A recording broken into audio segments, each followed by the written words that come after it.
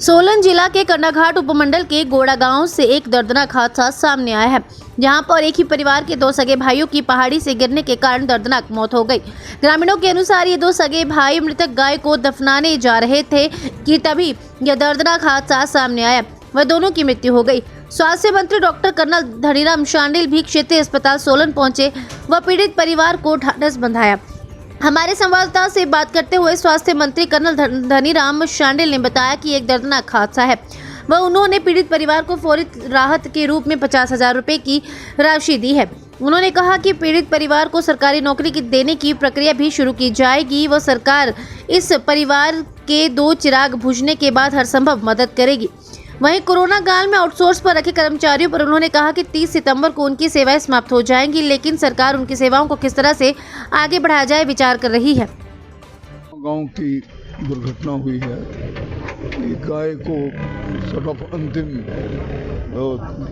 दफनाने के लिए बंधाने के लिए जा रहे थे, परंतु किसी एक ऊंचाई पर जाकर ये दुर्घटना हुई, जिसमें एक भाई जो किसी प्रकार से कोशिश कर रहा था कि भाई बचाए, उसको दूसरा उसके बचाने के लिए आओ, दोनों नीचे उसके साथ ही चले गए।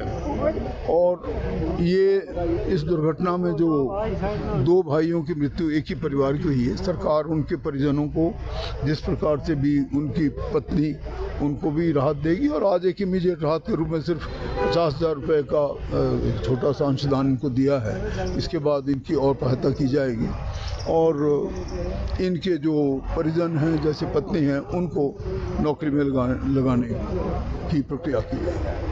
हाँ, मैं जानता हूँ एक बहुत बड़ी संख्या में लोग कोविड के दौरान लगाए थे।